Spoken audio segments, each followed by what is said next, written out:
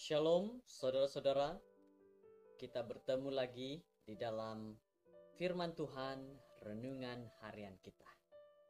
Kita berdoa.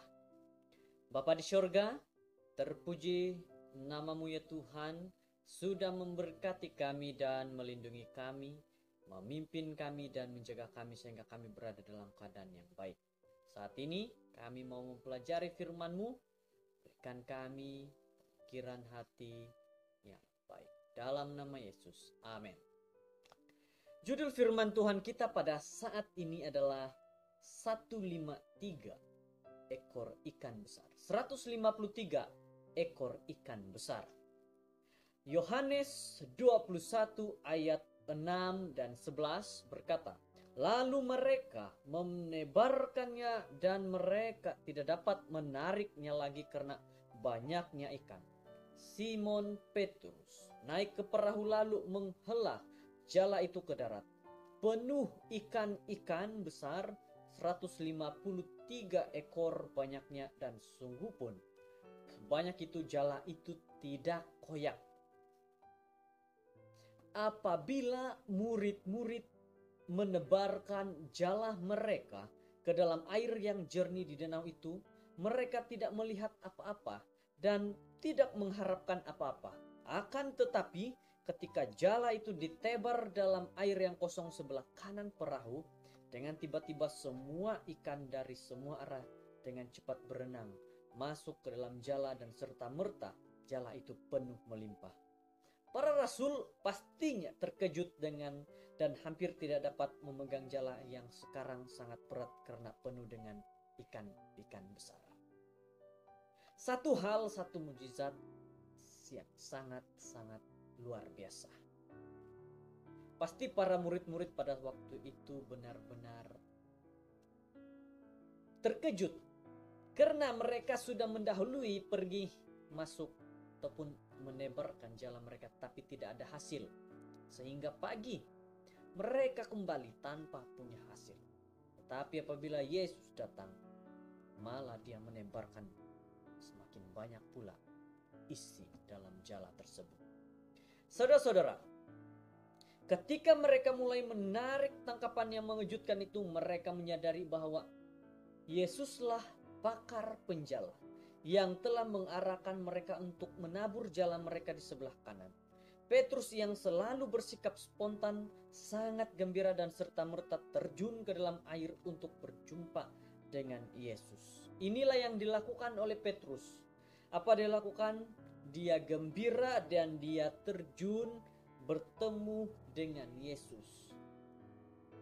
Jadi, sementara itu para rasul yang lain mengangkat tangkapan ikan itu ke darat.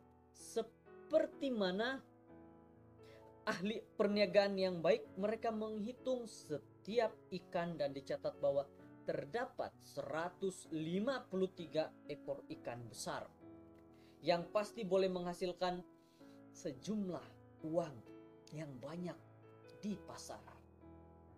Saudara-saudara, kalau ini hasil di dalam pelayanan kita, kita pasti sangat bergembira. Kita pasti sangat memuji nama Tuhan karena kita memiliki hasil yang luar biasa.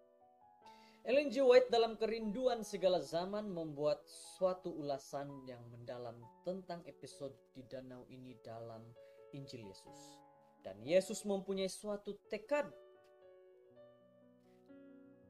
maksud dalam menyuruh mereka membuang pukat mereka ke sebelah kanan perahu. Pada sisi itulah ia berdiri di pantai.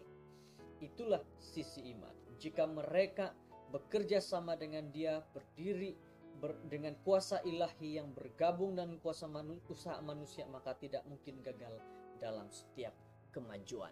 Saudara-saudara yang terkasih, ingin saya katakan, di dalam pelayanan kita, setiap waktu, setiap hari, apapun yang kita lakukan, dikatakan apabila kita melaksanakan pelayanan dengan adanya kuasa Tuhan dan juga usaha kita sebagai manusia, maka baptisan kita, maka pelayanan perlawatan kita akan berjalan dengan baik. Tetapi sekarang Ramai orang lupa dengan kisah yang ada di dalam Yohanes tentang Yesus menyuruh menebarkan jala ke sebelah kanan.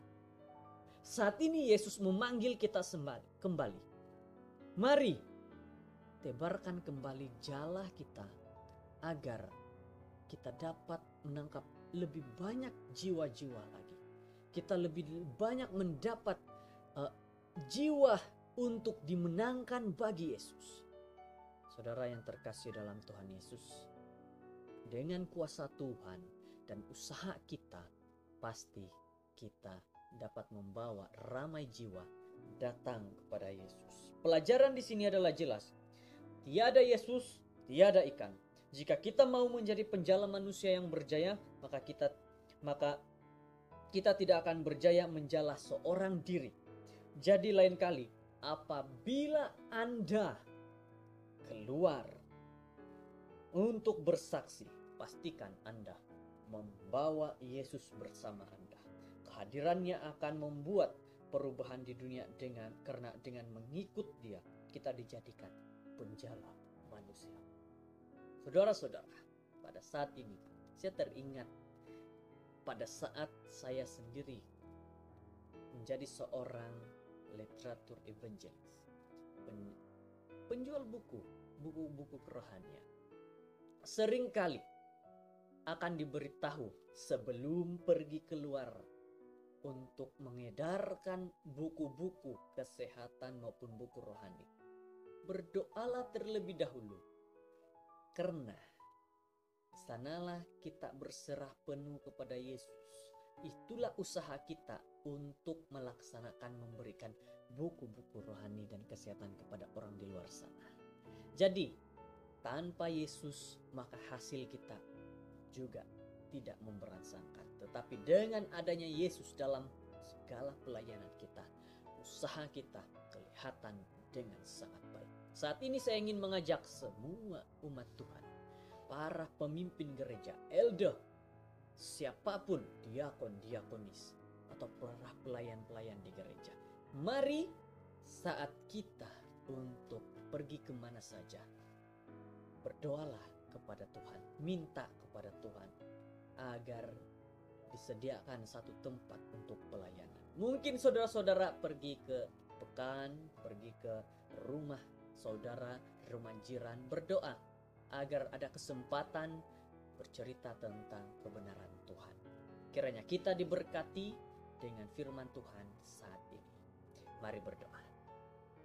Bapa di surga, kami berdoa, bersyukur, berterima kasih atas pimpinan-Mu Tuhan. Kami dapat mendengar firman yang begitu baik. Kami dapat mengerti apa yang Tuhan ingin dalam hidup kami.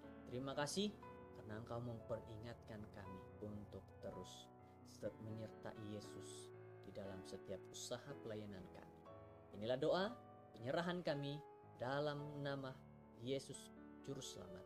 Amin.